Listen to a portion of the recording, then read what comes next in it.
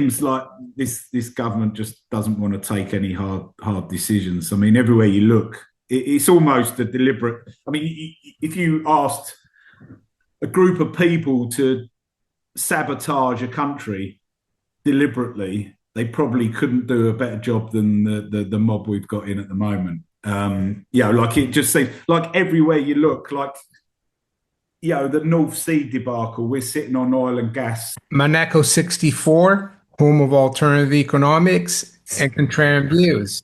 Well, today I have the pleasure of speaking with an old colleague of mine from MF Global. At the time, Neil, I think it was Men Financial. So, yeah, Yeah. Neil Adams. How are you doing, Neil? Yeah, very good. Thanks, Mario. Yeah, thanks for having us on.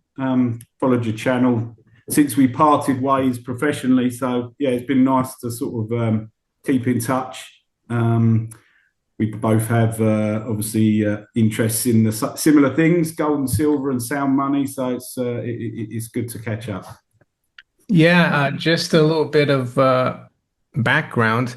Yeah, we worked around the same time. Like I think I was there from '04 to 2010, and I see you were there from '05 to 2011. Yeah, We didn't work for the same department, but I was in futures and options, and Neil was more in the CFD and spread trading.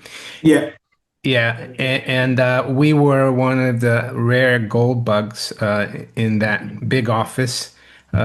We sat like physically, we sat next to each other, even though we're in a different department. And I remember Neil because we're going to have a budget here in about 2 weeks by the Chancellor of the Exchequer. I remember listening to one of the budgets by Gordon Brown at the time, and I maybe was speaking to you, or it could have been your boss, Ian. And I said the way it's going, he's going to bankrupt this country eventually. And I don't know, he was kind of shocked and kind of like outraged that I said that. yeah, Yeah, and here we are then. Well, I think about 20 years later, and yeah, our country is in real trouble, fiscally, economically. We saw the GDP this morning was really weak, and yeah. all they seem to want to do is buy votes, like you said yesterday. I think they're going to increase benefits. So, could you go over what you think about the UK economy, what's going on? Yeah, certainly. Yeah, like you say, sort of 20 odd years ago, I remember sort of I was in my mid 20s, and a lot of friends were saving for houses, and housing at that point was quite stretched on a lot of metrics in the UK. It was obviously in the run up to the great financial crisis. So I remember sort of being a little bit disillusioned with the amount of the amount of savings and the amount of borrowing you needed to do to get any kind of decent place to live. And it sort of led on from there. I started to read a lot more about the state of the UK situation monetarily, and that entwined with you sitting behind me, and you had a very different take on things to most people in our industry who sort of just have the status quo view, which is all well and good, to some point, but once your eyes get open to something, it's very hard to then switch back. And I always remember, Gordon Brown. It was clear that we were heading to some sort of iceberg. A lot of debt metrics were flashing red, kind of like today, basically. And it led me down the gold path with yourself. And at the time, you were buying a small amount of physical gold, and I decided that I'd like to look into that and get involved myself. And you were responsible for the first sovereign I ever purchased, which, believe it or not, 20 years later, it was for, I remember the amount, it was for £80. And I think you're near 800 today. Yeah. So, I'm sure in that time, had I taken the course of a property, which my wife would probably prefer these days. I decided along the line of a gold sovereign, and I'm sure the house that maybe I'd have bought hasn't gone up 10 times in that time. So seemed like made the right choice, and since then it's expanded. You end up down a few rabbit holes along the journey, but like I think more and more now it's becoming a little bit more widely thought of. Gold is certainly in focus as an asset class once again, and rightly so. And obviously silver along with that. Maybe silver will take a bit longer in the UK, but certainly gold's back in focus, and it's not before time.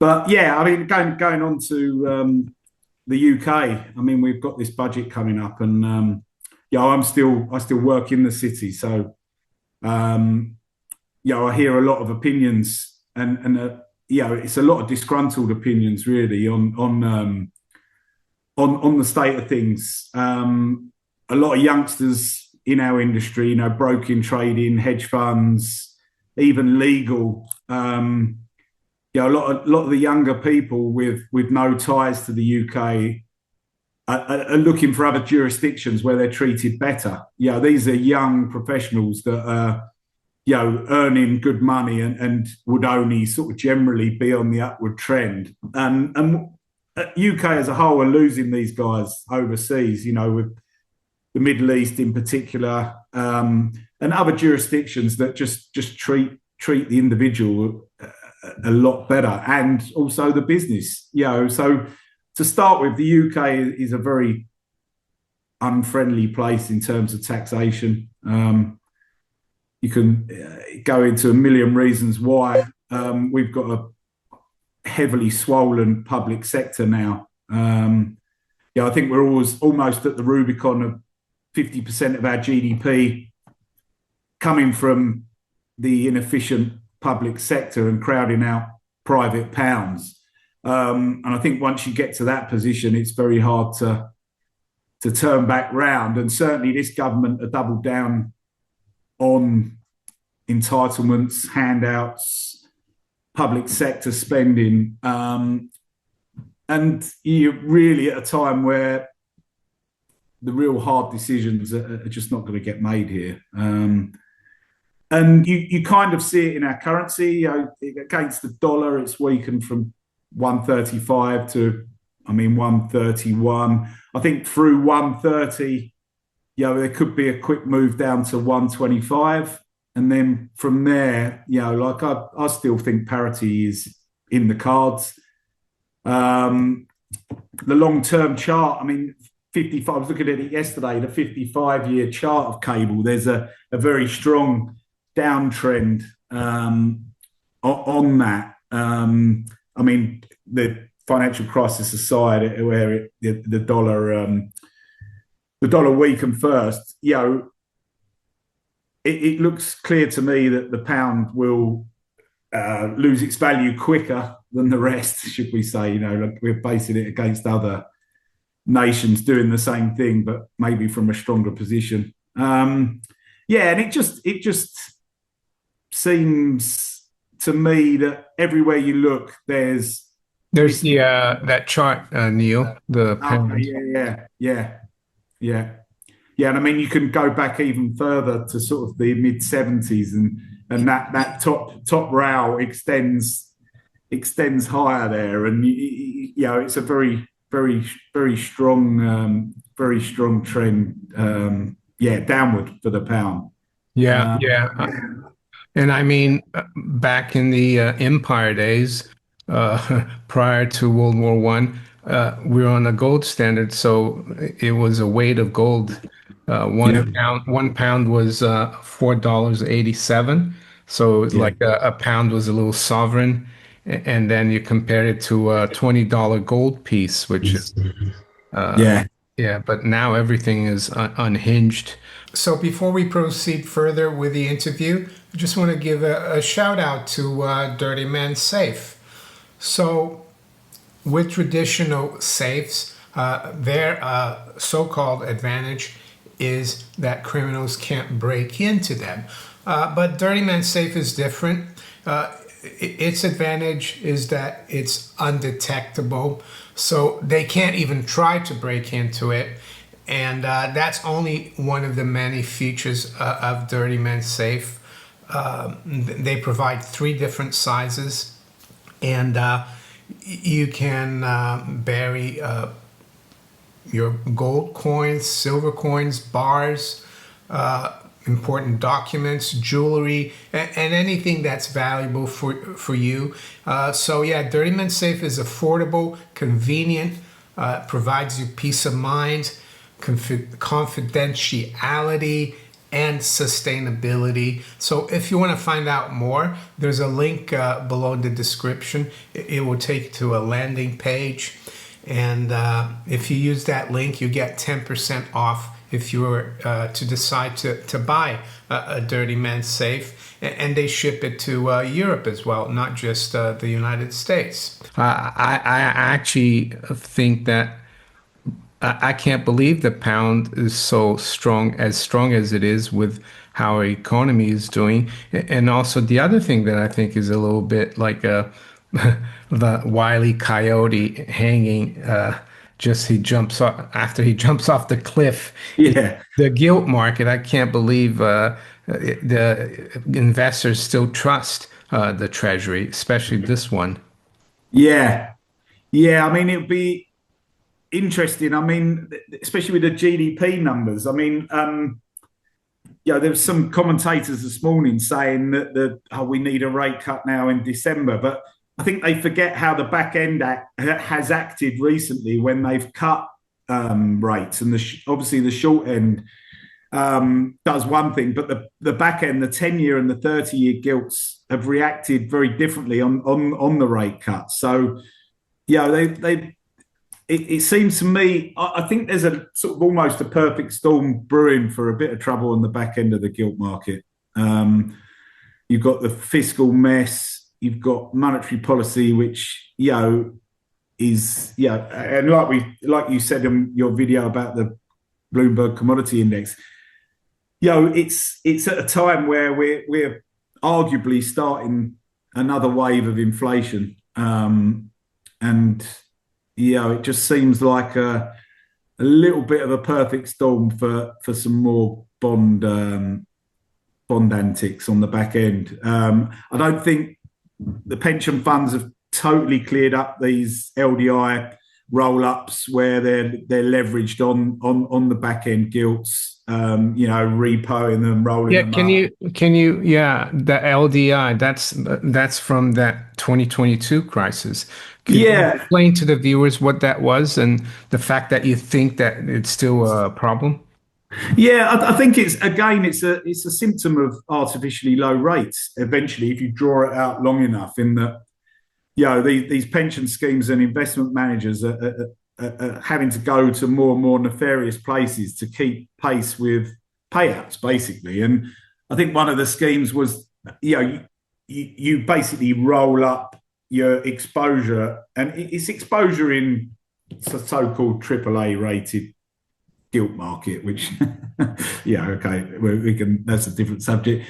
But they purchase the bond, they then repo the bond as collateral, take more cash, buy more bonds, and so on and so forth. So they're buying bonds, repoing them, and it's all a roll up to increase exposure and then increase potential returns, which is all well and good in a benign bond market, but when you start getting disorderly price action, it can lead to basically margin calls for these multi-billion-pound asset managers, and then they need to either raise cash or sell down collateral, so they then start to unwind part of the bond portfolio, which then accentuates the problem because they're just increasing as they put selling pressure on the bond market. They're just increasing their cash call at the same time. So it can be a big, it was a big pinch point for Kwasi Kwarteng and Liz Truss. and whether that comes back round again. I mean, I've had a couple of varying opinions from people in the bond sector, and one of them was kind of saying that it might not be a bigger problem as it was previously, but the other guy sort of seemed to say that, yeah, nobody learned any real Yeah, lessons. and there could be other things they're doing now that we don't know about. Prior to that crisis, no one had heard of LDI, and it No, almost brought down the whole private sector pension yeah, system, and the Bank of yeah, England had to intervene with not QE. that's it. It's funny. There was a little bit of I think a couple of weeks ago, I posted on LinkedIn about there was a move, there was a counterintuitive move in the pound. And I sort of said, oh, it looks like this has got the Bank of England fingerprints all over it. And I think, I'm not sure, inadvertently, Hugh Pill, the chief economist from the Bank of England, liked my LinkedIn post.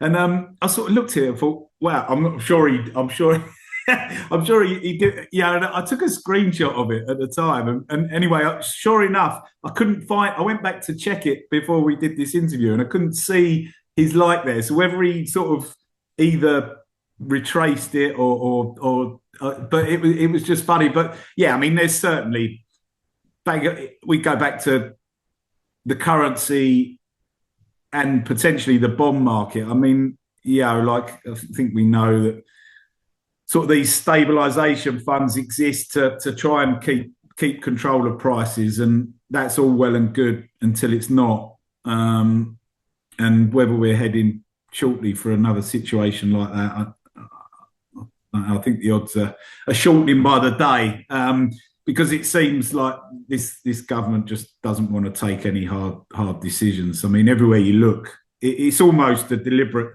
I mean, if you asked a group of people to sabotage a country deliberately, they probably couldn't do a better job than the mob we've got in at the moment. Like it just seems like everywhere you look, like, the North Sea debacle, we're sitting on oil and gas like you wouldn't believe in the North Sea. I know I'm sounding a bit like Mr. Trump, but, literally miles away where the sea, borders Norwegian Sea. Miles away, the Norwegians are drilling frantically, pulling oil and gas out hand over fist. And then to rub salt in the wound. Well, we've got Ed Miliband. Well, exactly, yeah, feathering his brother's nest left, right, and centre with all these green new ideas and nonsense. But there was a Centrica deal announced to import $27 billion worth of oil and gas from Norway. So, like instead of doing the job ourselves, miles away from where Norway are pulling exactly the same oil and gas out, we decide to pay through the nose. And, hence we have the highest energy costs in Europe, if not the world. It's it's just like I say, it just seems deliberate at this stage that, they're pushing people to the limit financially and ideologically, really. Do you think there's an end game, and do you think they'll be able to implement it, or do you think there's enough people realizing, like you and I, that they're doing this by design and that it's difficult to do anything? I think they might want people to rise up because then they can crack down even more. What's your Yeah. Well, it's always that solution. They have the solution first, and then they create a problem. Which, the immigration, I know we sensitive subject, we don't need to go into it, but, the digital ID, has been Tony Blair's brainchild since the mid 2000s, like he's dead set on this digital ID, tracking and tracing everyone and a digital prison. And, it just so happens that now we've got this untapped mass immigration. And every other day, they're losing track of prisoners, letting them out early. I mean, it only has to be deliberate. How many checks does the prison service has to go through before a prisoner gets released? And to think that this can be done by accident I think it's 3 times now an immigrant has been let out early by accident. Like it just seems like there's sort of deliberate baiting. And like you say, they want division. They want people at each other's throat. A divided populace is easier to govern. And going back to your point about whether I think people will rise up, I think the younger generation are starting to think a little bit more about money and who the actual you know good guys and bad guys are in terms of all this. And I think it may have started with crypto, and maybe that's gone a bit sour. But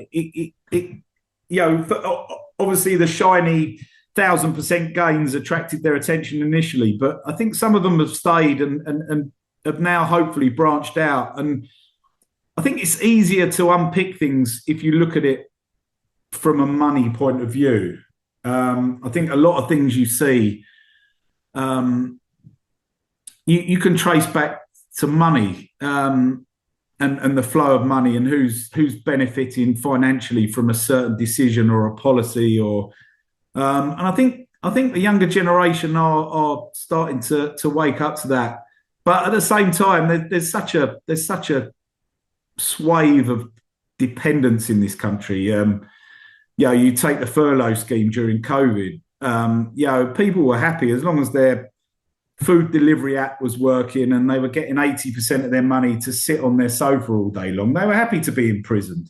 The government bought compliance. And unfortunately, too many people were happy to take the easy route. That sort of leaves a lasting effect, how bad the things have to get before people do take to the streets. And I guess the last real civil disobedience was the poll tax riots. Really, from my memory. I mean, there might be other sort of examples, but I think that's the real last boots on the ground, real big demonstration against the government. And I think that was coming towards the end of sort of, I think, Thatcher's time. People patience with the Conservative government there. And I don't know. I think, unfortunately, I think the thing will be, I think it's really got to hurt people in the pocket before people are out on the street, and in a way where it's not done quite so underhand like this government, which is a slow drip through debasement and inflation. A slow theft. Like say, like we said earlier, maybe a catastrophe in the bond market where people's borrowing costs spike. That because of government mismanagement maybe tips people over the edge. But I mean, I'm not condoning a revolution or protests or riots. Well, I think the best way to get out of this is through education and informing people about, how the monetary system works, how they want you to keep borrowing and keep dependent. So maybe there could be a silver lining to the economy collapsing, unless they're able to implement their plan for digital currency and like UBI. Maybe people will wake up, hopefully, and think we don't need the government. We need to look after ourselves. But like I said, there's still so much dependence. I see that the number of people on benefits has increased by 1 million in the last year, and they're going to raise the cap for how much you can claim in terms of child benefit. They're going to raise the cap that is at 2. So people with like 4, 5, 6 kids who are on benefits, they're going to be getting an extra 292 pounds a month per child. So yeah. Well, it's an unfortunately, economic decision then, isn't it? And again, the amount of people that are paying into the system decreases, and the amount of people taking out from the system increases. It it'll reach ahead. It has to. Mathematically, it's certain. But it's just whether we decide to go the quicker route or the slower route, I guess, at this point. Yeah, yeah. One question, I'm sure you still are. You're still stacking as much as you can, gold and silver?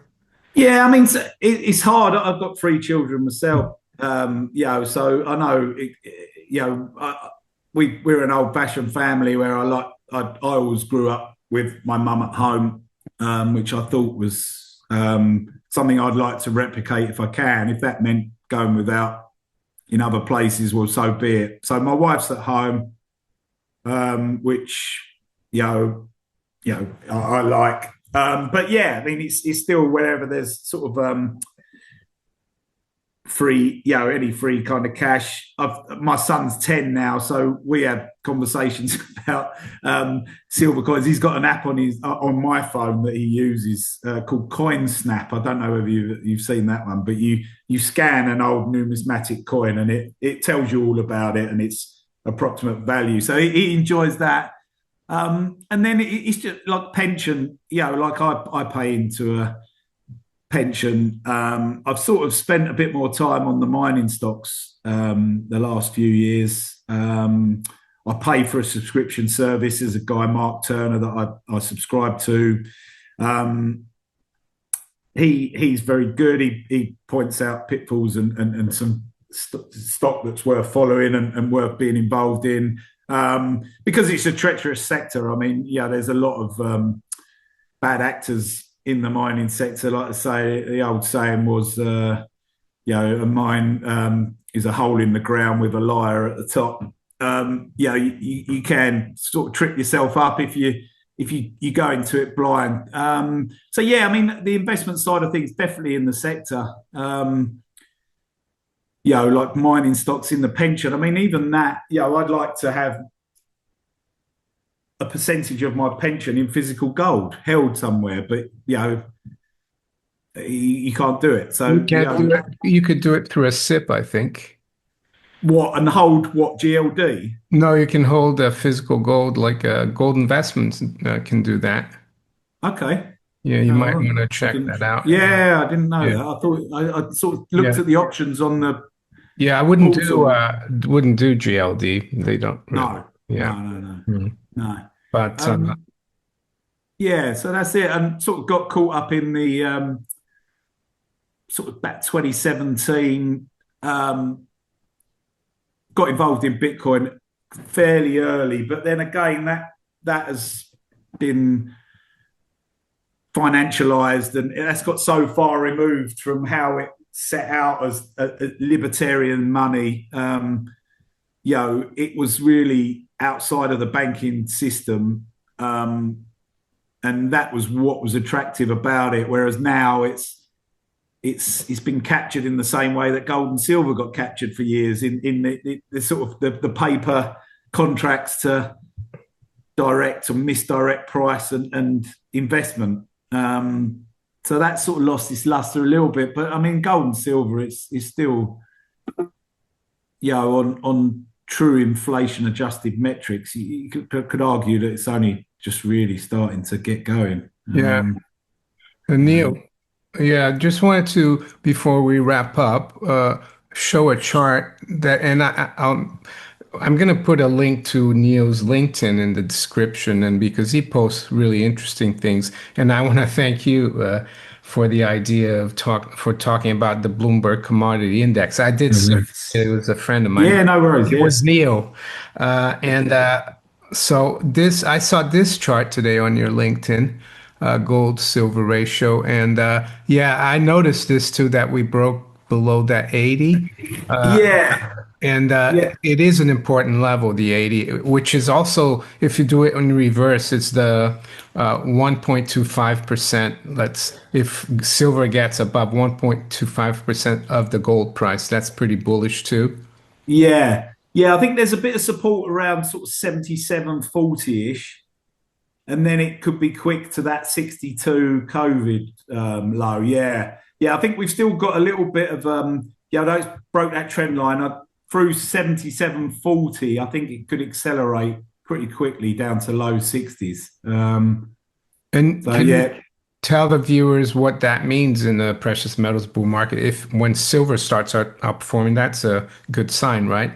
yeah, yeah. It normally goes that sort of gold starts the PM rally, and then silver starts later and accelerates the overall move. Um, yeah, I know sort of silver, there's a lot of people out there with a lot of wild price targets for silver. And I still go back, and you got the chart from your guy in Zurich, and you go back through, back to, well, even Greek time, like you said, back 2,500 years, and the sort of the ancient ratios were between, I think, even 8 and 15. Even during the Chinese dynasties, it was similar. Um, and history always, the sort of history rhyming and all those cliches, they're true. I mean, like you see dynasties and empires, the 100 odd year shelf lives and everything. History has a lot of symmetry to it, and I don't see why it should be any different, especially in this sort of electrified age where we're seeing. I think some estimates put even the photovoltaic use of silver at over 50% of the annual mine supply, just on solar panels. The best conductor of electricity. It's used in surgical equipment for its antibacterial properties. Like in a world where its industrial use is growing, it could be an explosive mix. We get monetary focus back on silver, which people. I remember I did a presentation at the company I used to work with. We used to go around departments and sort of explain what you did as a job, and then go off on a tangent basically. And my tangent was sound money, and I bought in an old Crown and a '64 Kennedy half dollar, and passed them round, and people, you could see people sort of touching these silver coins, and they couldn't believe that there was silver in coinage. It was such an alien concept to them that money should be, of a precious metal. That's, they just, you could see them sort of really losing losing the plot over it. But if we see a return to people, seeing silver as a monetary metal as well, then I think we could be in for a nice little ride on silver. Once we're through the recent highs, I think they were 54.40 around that level. Well, it's then sort of blue sky. You've had a good shakeout of the guys that turned up late. They may have learned a short, sharp lesson there, and it could be set up for another run higher, which will be good. Great, Neil. It was really well. We talked quite a bit anyway, but it was nice to Yeah, get through an interview, and we have to meet up again in town for a yeah, coffee it'd be good. someday. Yeah, Yeah. yeah, lovely. Yeah, Okay. Have a well. It's still Thursday, but it's near to the weekend, so yeah, wish you a good weekend. yeah. Same to you, Mario. Thanks for having me on. You're welcome.